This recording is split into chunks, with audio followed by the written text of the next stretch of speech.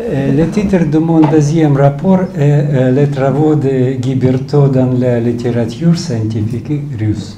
I got acquainted with Monsieur Berthaud and the results of his experiment in the mid of 19th years of the last century. Donc j'ai connu Monsieur Berthaud et les résultats de ses expériences au milieu des années 90. From these experiments, it's followed that the geological layers are formed much faster than it follows from the generally accepted geological timescale. Donc, de ces expériences, il résultait que les couches géologiques se formaient beaucoup plus rapidement que ne l'indiquait l'échelle des temps géologiques généralement acceptée. I like very much that he based his conclusions not on any ideas, but on the reliable and obvious experiments, facts and observations. Donc ce que j'ai spécialement apprécié, c'est que ces conclusions ne découlaient pas d'idées a priori, mais d'expériences fiables et évidentes et de faits et d'observations. In 2000, Monsieur Berthaud proposed to publish the results of his research in the Journal of Russian Academy of Science Stratigraphy.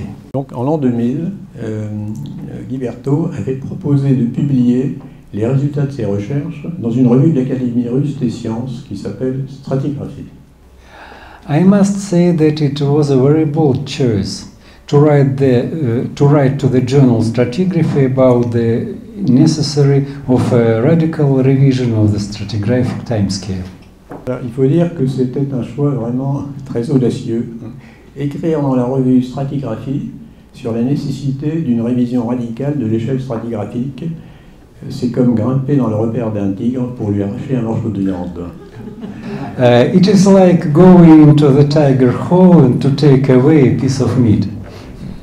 I doubted the success of this venture, but I translated and sent the manuscript to the journal for review. Donc je doutais beaucoup du résultat, du succès de l'entreprise, mais j'ai fait la traduction de l'article et j'ai envoyé le manuscrit à la revue Stratigraphie pour examen. Two reviewers wrote completely opposite reviews. The geologist from St. Petersburg, Evgeny Musatov, appreciated the novelty of the results and offered to publish an article to start scientific discussion. Donc il y a eu deux réviseurs qui ont rendu des appréciations complètement différentes. Donc il y a un géologue de Saint-Pétersbourg, Evgeny Musatov, qui a bien compris l'importance et la nouveauté apportée par les résultats et qui a proposé de publier l'article afin de lancer une discussion scientifique. Paleontologist from Moscow University, Alexeyev, argued that it's completely wrong and not scientific. Donc un paléontologue de l'université de Moscou, Alexeyev, a affirmé que l'article était absolument faux et non scientifique. To get out a difficult situation, the editors argued that the article does not match to profile of the journal because the article subject is sedimentology and has written an article to journal Lithology and Mineral Resources, which is also a member of the international database Web of Science and Scopes. Pour sortir de cette situation délicate, la rédaction a déclaré que l'article ne correspondait pas au profil de la revue, car le sujet de l'article était la sédimentologie, et la revue c'est la revue Stratigraphie. Elle a donc transmis l'article à la revue Lithology and Mineral Resources, qui est également répertoriée dans les bases de données internationales Web of Science et Scopus.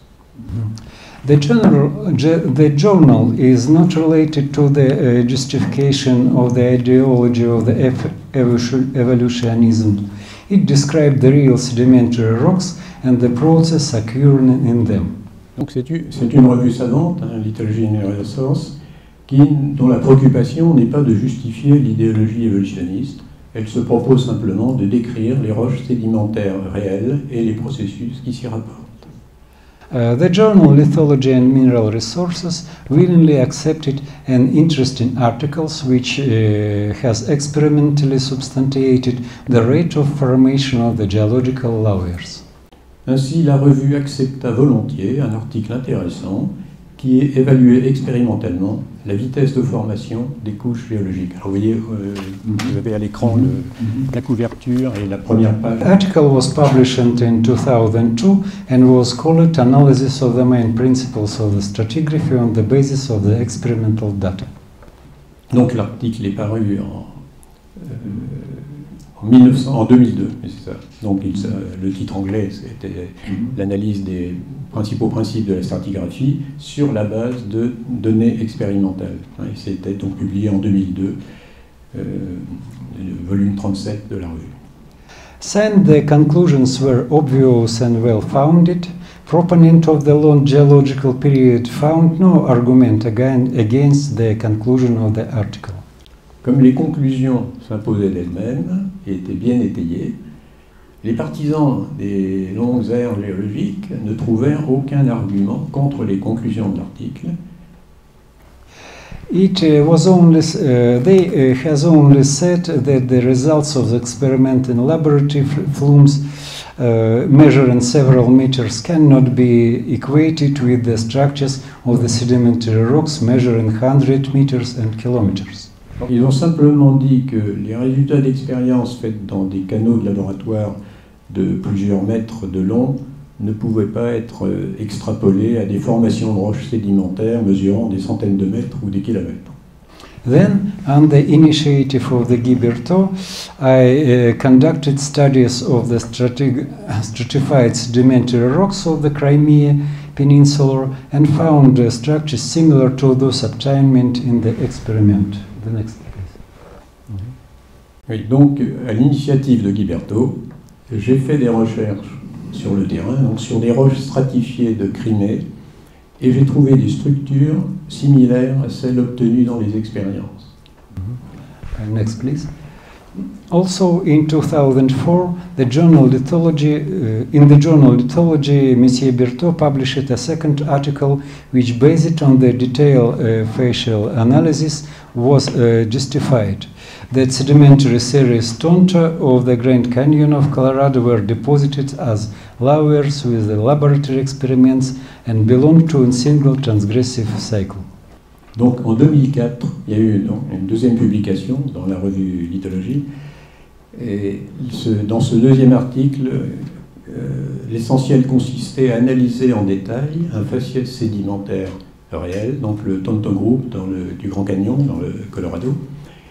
Et donc ces roches ont été déposées de la même manière que dans les expériences en laboratoire, et donc se rapportait un seul unique cycle de transgression marine. C'est-à-dire qu'on pouvait interpréter les couches géologiques de ce groupe de rochers du Colorado en utilisant les éléments réunis dans les expériences. This confirmed the position that the results experiments are equal to real sedimentary strata and refute the view that rocks of the lower Paleozoic were deposited for tens of millions of years. Donc cet article de 2004 réfute l'opinion selon laquelle les roches du Paléozoïque inférieur ont été déposées au cours de dizaines de millions d'années. Parce que pour les géologues avec l'échelle stratigraphique donnent des noms aux couches géologiques, et c'est des noms qui en même temps sont des dates. C'est le côté absurde de la classification actuelle, et c'est ça que Guiberteau mettait en doute. Et donc on découvrait qu'au lieu d'avoir des millions d'années, ça pouvait aller très vite. These articles aroused great interest among Russian lithologists. Guiberteau was invited for participation in the Russian geological congresses, which were held in Moscow, Kazan, Saint Petersburg and Yekaterinburg. Donc, suite à ces deux publications, il y a eu un grand intérêt parmi les lithologues russes, et Guiberteau a été invité à participer à des congrès géologiques, alors à Moscou, Kazan, Saint-Pétersbourg et Yekaterinbourg. Thanks to Guiberteau, I was introduced to the work of Pierre Jurien, a sedimentologist at the University of Colorado. Donc, grâce à Guiberteau, j'ai été donc mis en rapport avec. J'ai découvert les travaux de Pierre Julien, sédimentologue à l'Université du Colorado, qui avait justement qui s'était occupé des expériences en canal dont on a vu des photos tout à l'heure. His approach allows reconstruction of the hydrodynamic conditions of ancient sedimentary deposits, formations, and accordingly their deposition rate. Donc l'approche de Pierre Julien qui était intéressante, c'est une approche quantitative. Elle permettait de reconstruire les conditions hydrodynamiques ayant permis la formation des dépôts sédimentaires anciens, principalement la vitesse du courant lors des différentes phases. On the basis of these methods, I made calculation for duration of formation of flowers of the Upper Jurassic conglomerates of the Crimea and Cambrian Davidian sandstones on the northwest of Russian platform. Donc, en utilisant ces méthodes, j'ai calculé la durée de formation des roches pour les conglomérats du Jurassique supérieur de Crimée et pour des grès cambriens ordoviciens du nord-ouest de la pénéplaine russe. This calculation showed that the real duration of the formation of these flowers is a fraction of a percent of 0.05% of the value of the corresponding stratigraphic interval. Donc, avec ces calculs, on montre, et je veux dire de façon très très conservative, que la durée réelle de formation de ces roches est au maximum d'une fraction inférieure à 0,05% de la durée des intervalles correspondants dans l'échelle stratigraphique. These results were published in the Journal of Lithology and Mineral Resources in 2007 and 2011. Donc ces résultats, donc, qui concernent la Crimée et la pénéplaine russe, c'est-à-dire le bassin autour de Saint-Pétersbourg, ont été publiés donc, dans Lithology and Mineral Resources en 2007 puis en 2011. Et là, il s'agissait d'articles, donc le signataire principal étant Alexandre Lalomovsky. Vous voyez que les deux premiers articles dont nous avons parlé, le signataire était Guiberto. Donc ça, c'est un point très important parce que ça va dans le sens de ce qu'on disait tout à l'heure, c'est que la communauté des géologues russes a pris en compte les éléments expérimentaux nouveaux qu'introduisait Guiberto. Applying the obtained coefficient to the interstratigraphic scale, it is possible to obtain the age of sedimentary rocks comparable to the biblical chronology. Oui, donc si on applique le coefficient correcteur de 0,05% à l'échelle stratigraphique tout entière, et plus seulement à l'échelle du Cambrien, Ordovicien, etc., on voit qu'on peut arriver à des durées de quelques milliers d'années, donc tout à fait compatibles avec la chronologie biblique. In the 2006-2008, on the initiative of Guiberto at the Vedeniev Institute of Hydraulic Engineers in St. Petersburg, the experiments were conducted on the erosion of the rocks in high-speed water flows. Donc en 2006-2008, à l'initiative de Guiberto, ont été faites des expériences d'érosion sur des roches donc soumises à des flux d'eau à grande vitesse. Et ça a été fait à l'Institut d'ingénierie hydraulique de Vedeniev à Saint-Pétersbourg. Donc je dirais que ça c'est un point très important parce que on avait dans un premier temps regardé ce qui se passait au moment du dépôt des sédiments pour former les roches, mais les sédiments viennent de quelque part. Donc l'idée c'était d'étudier comment l'érosion peut mettre en branle ces sédiments qui vont se déposer par la suite. Donc il y avait là on élargissait beaucoup le spectre d'études des choses et toujours par une méthode expérimentale. Donc on envoie des jets d'eau sur des échantillons de roches et puis on voit ce qui se passe. Experiments have shown that the erosion occurs only in the high flow rate of more than 20 meters per second. The results were published in the Journal of the Institute of Hydraulic Engineering.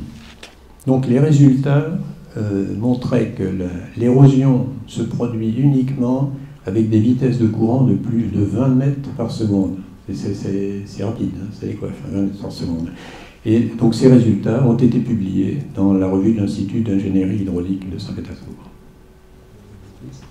The results of study of the terragenous carbonate deposits Permian period of the Kama Basin conducted by the team of Russian geologists from Moscow, St. Petersburg, Kazan on the initiative of Guy Berthaud were published in the Journal of the Kazan University Georesources, which is in the international database Web of Science and Scopus. Donc une autre étude faite sur le terrain en Russie concernait les dépôts terrigènes carbonatés correspondant au Permien dans le bassin de la rivière Kama. Donc ça a été réalisé par une équipe de géologues russes de Moscou. Donc vous voyez, il y avait un petit bateau sur un lac artificiel, et donc la rivière Kama, donc c'est un affluent de la Volga, mais qui est quand même une grande rivière. Et évidemment, on peut naviguer dessus. Alors, les géologues qui avaient réalisé cette étude, il y en avait de Moscou, de Saint-Pétersbourg et de Kazan. Donc, toujours à l'initiative de Guy Berthaud quant à l'étude menée. Et donc, les résultats et un certain nombre d'autres ont été publiés dans une revue de l'université de Kazan qui s'appelle Georesources. Et c'est une revue qui est également répertoriée dans les bases internationales de données scientifiques. Reconstruction of paleohydraulic conditions of deposition of the upper Permian strata of the Kama region. It's allow reconstruction of the conditions. Sandstones of upper Permian of the Kama region confirmed that the pattern identified in the experiment conducted to the hydraulic laboratory in the University of Colorado can be traced in the regional scale. Donc la reconstitution des conditions de formation des grès du Permien supérieur de la région de la Kama a confirmé que les modèles élaborés dans les expériences menées en laboratoire d'hydraulique, donc au Colorado, les premiers essais qui avaient été faits, étaient également utilisables à l'échelle d'une région. C'est-à-dire qu'on répondait vraiment à l'argument des premiers objecteurs qui avaient dit bon, ce que vous avez fait dans vos canaux de 1 mètre de long, c'est très bien, mais ça n'est pas forcément applicable dans la réalité à des échelles de centaines de mètres. Et donc là, avec toutes ces études, et en particulier celle de la Kama, on avait vraiment la preuve qu'on pouvait extrapoler à l'échelle des régions géologiques réelles ce qui avait été fait en laboratoire. In this year, we have research of the evidences of the catastrophic mud flow that had place in Caucasus Mountains in 2000. Observations of the parameters of the flow allow determination of the characteristics of the similar catastrophic processes in the past. Donc là, on a vraiment la possibilité maintenant de faire une reconstitution de ce qui s'est passé dans l'histoire des courants dans le passé. Et, alors, je veux dire, là, vous avez un bloc de rocher. C'est en Crimée, ou c'est dans la Kama? Au Caucase. Donc, vous voyez que ce bloc, on voit l'échelle avec le jeune garçon, c'est un bloc énorme. Et il a cependant été transformé par les courants, donc ça veut dire que les vitesses étaient très grandes. Et quand les vitesses sont grandes, ça veut dire que les temps pour parcourir une certaine distance sont courts. Donc il y a deux... ce qui est intéressant dans ce genre d'études, c'est qu'on arrive à repérer d'où viennent les blocs, d'où ils ont été arrachés, d'où l'érosion a fonctionné, et ça permet de calculer les vitesses de courant et donc les temps de parcours. Currently, the works of Guy Berthaud are cited in the Russian geological literature. As a result, the idea of the revising of the generally accepted stratigraphic scale is spreading among the Russian geologists. Donc les travaux de Guy Berthaud maintenant sont cités dans la littérature géologique de Russie. Alors ça c'est très important parce que vous savez qu'il n'y a que 10% des articles publiés dans les revues scientifiques qui sont cités par d'autres par la suite. Ça veut dire qu'il n'y a que 10% des articles publiés qui servent à quelque chose. Ça, c'est important à savoir parce que, alors évidemment, pour le scientifique qui publie, tout article publié est intéressant parce qu'il va être dans sa bibliographie et ça va servir à avoir des finances pour son labo. Mais pour l'avancement de la science, ce qui compte, c'est les articles qui vont être cités par d'autres après. Et ce qui est intéressant, c'est de voir que les articles d'Iberto font partie de cette catégorie. Merci pour votre attention. Alors, je tiens à remercier, bien entendu, tout à la fois Dominique Tassot pour la traduction, mais bien évidemment mon ami russe, qui lui est un professionnel, ce que je ne suis pas. Moi, je suis un homme de formation scientifique, certes, mais je ne peux pas me prétendre géologue en aucune manière. C'est bien pour cette raison que je me suis adressé à des gens de métier pour continuer les travaux que j'ai lancés, si vous voulez, et qui aboutissent aujourd'hui au changement de la géologie dans ses fondements, puisque même maintenant, la Société géologique de France, dont je suis membre, l'a très bien compris, et dans son dernier numéro, il y a un mois, a dit, oui, pour étudier, maintenant qu'on peut aller au fond des mers pour étudier la sédimentologie, ce qui se fait, mais depuis très peu de temps, depuis 20 ans, et pas depuis 4 siècles, à partir de ce moment-là, on peut fonder la géologie sur des données sédimentaires réelles, tenant compte, bien entendu, de la vitesse du courant, de la gravité qui intervient sur les particules et qui, justement, forment des granoclassements qui ne prêtent lieu à aucune chronologie. Alors, je voulais simplement terminer en vous disant ceci. Les travaux sont publiés et j'ai fait un résumé que j'actualise de façon à le compléter à chaque fois quelque chose de nouveau. Celui-ci date de cette année. Bon. Il fait 5 pages recto verso. C'est pas long, ça se lit facilement.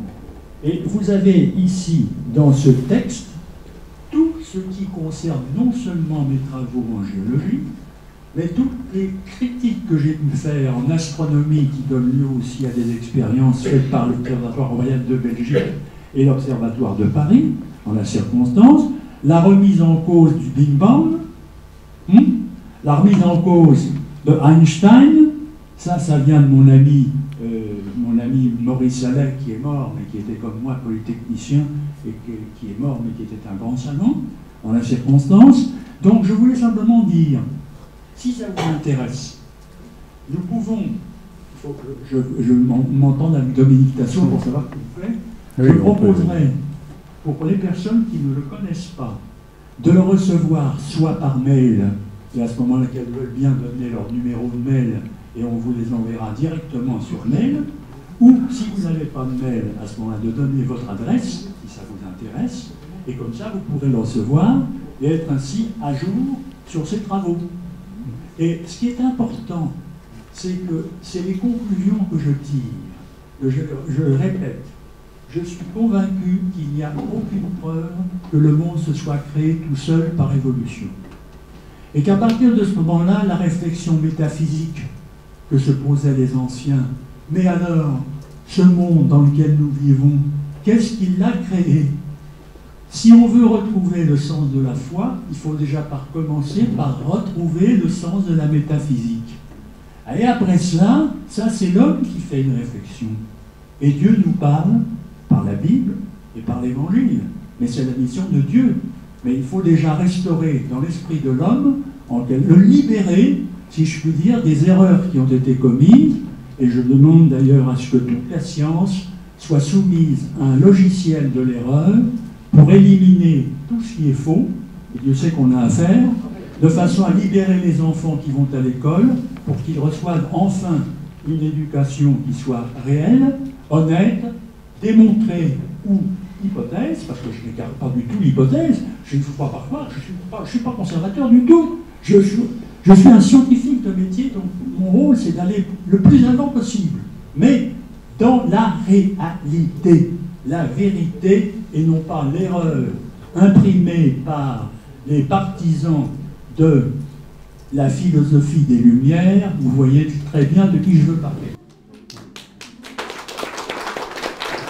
côté du Canada.